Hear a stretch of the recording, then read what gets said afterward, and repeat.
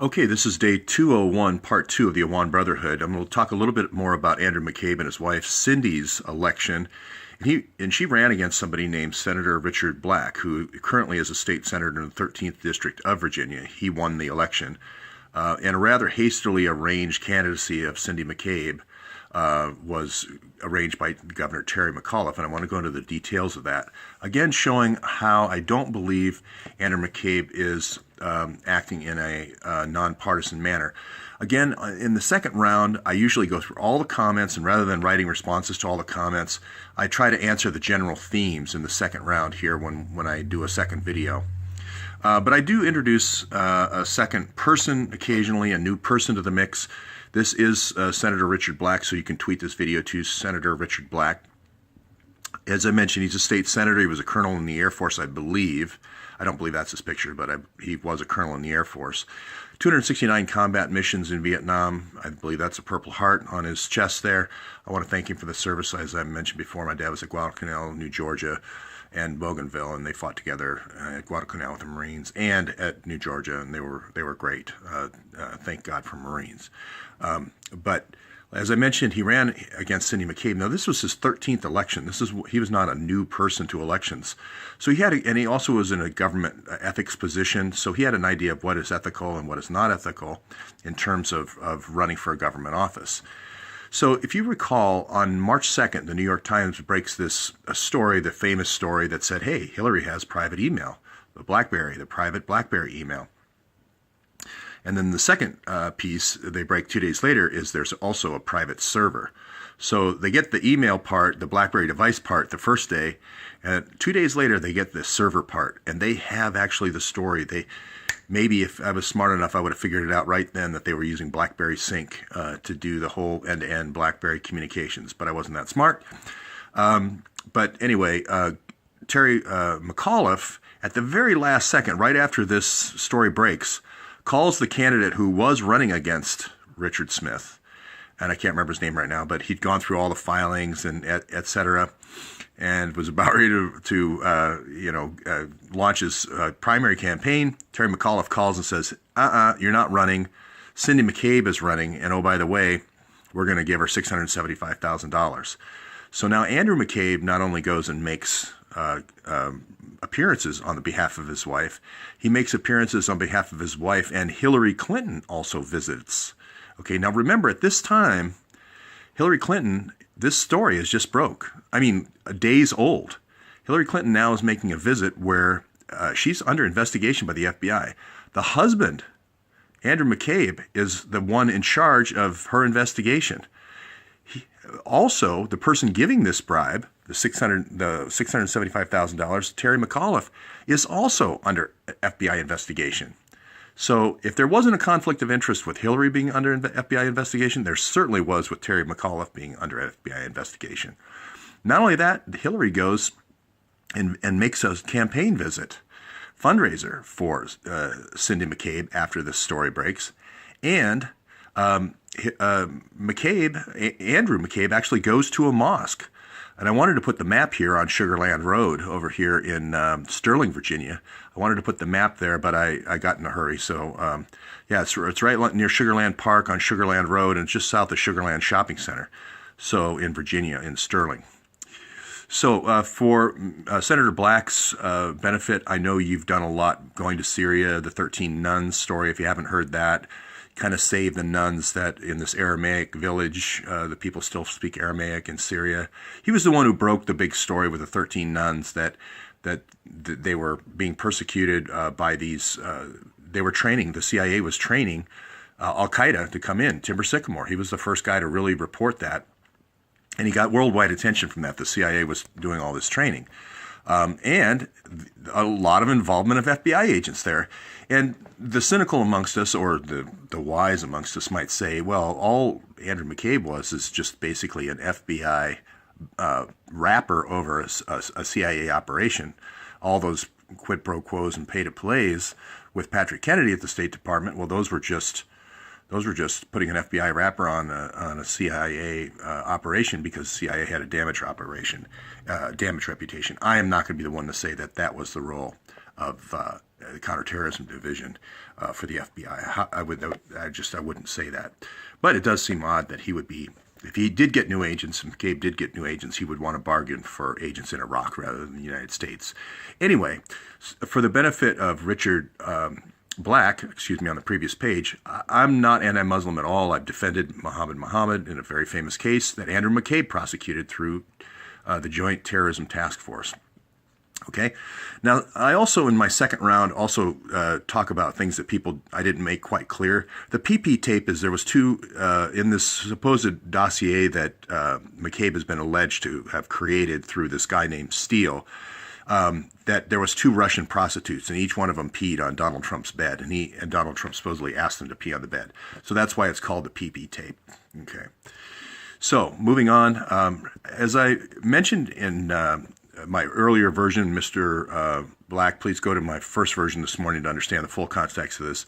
The Judicial Watch and a federal judge mandated that these were BlackBerry accounts, that Hillary did ask Huma to have Anthony Weiner's trusted staff send secure phones, and that Huma responded with, we're going to race to the FedEx office with Andrew with the secure cell phone.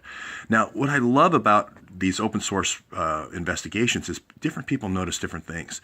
They notice, for instance, that Hillary's time zone is 5 hours away in the two emails, and it's an hour later response.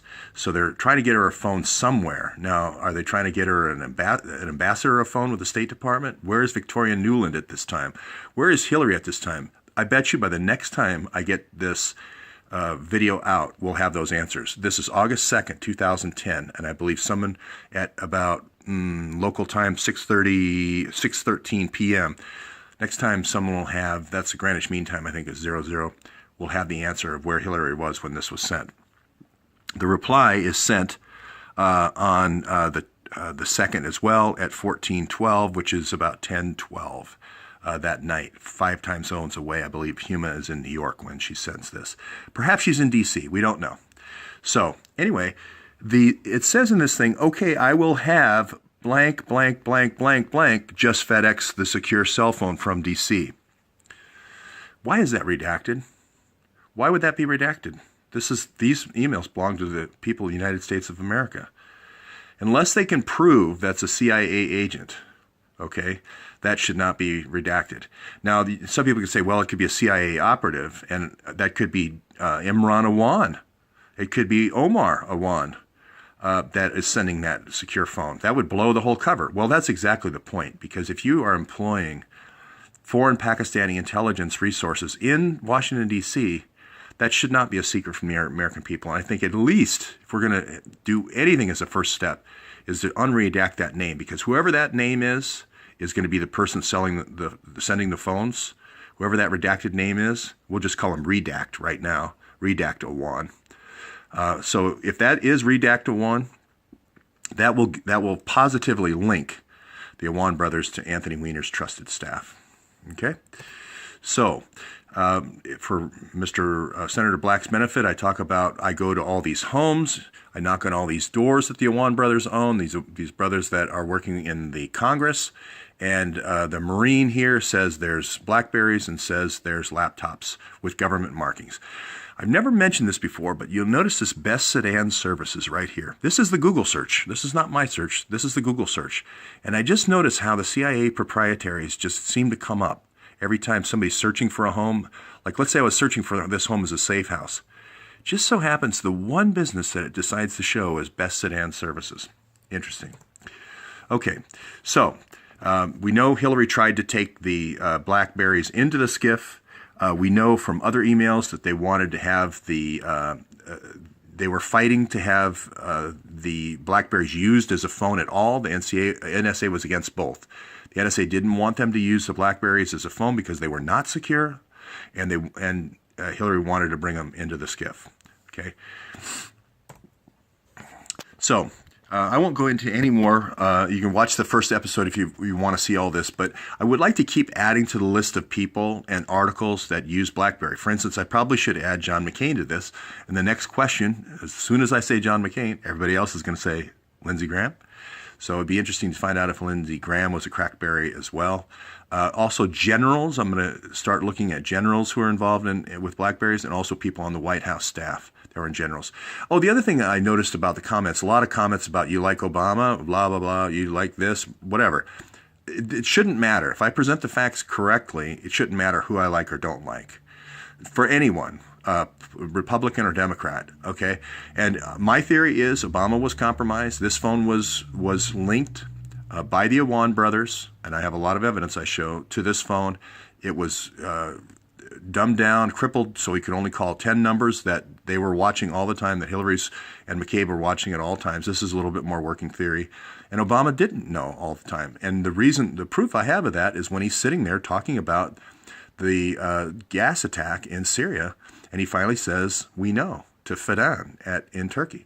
He finally says, hey, we know, Port down, we did the testing. It was CIA, ISIS that fired those attacks. You're going to find the same thing over and over again for all these sarin gas attacks.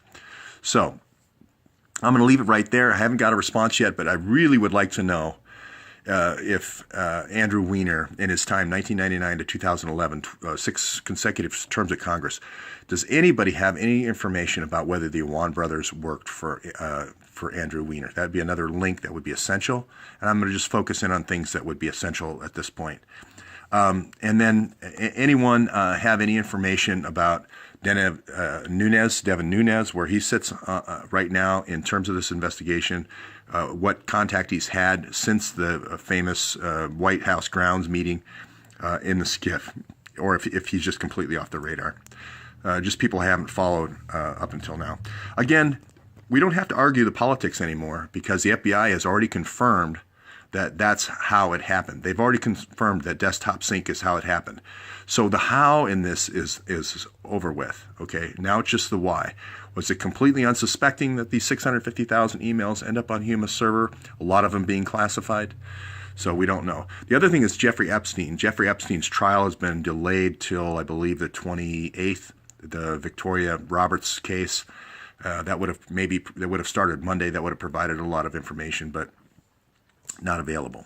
So, and we're going to keep looking at correlating events. Keep correlating events around Pakistan, around BlackBerry, and further develop more information. Like I say, I am talking with a BlackBerry security expert who taught the worldwide security model for BlackBerry now. So we're going to really start honing in technically here.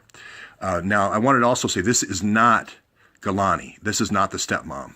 Galani was the stepmom who was threatened with imprisonment. Her inheritance was stolen. Her relatives were threatened for kidnapping by Imran Awan.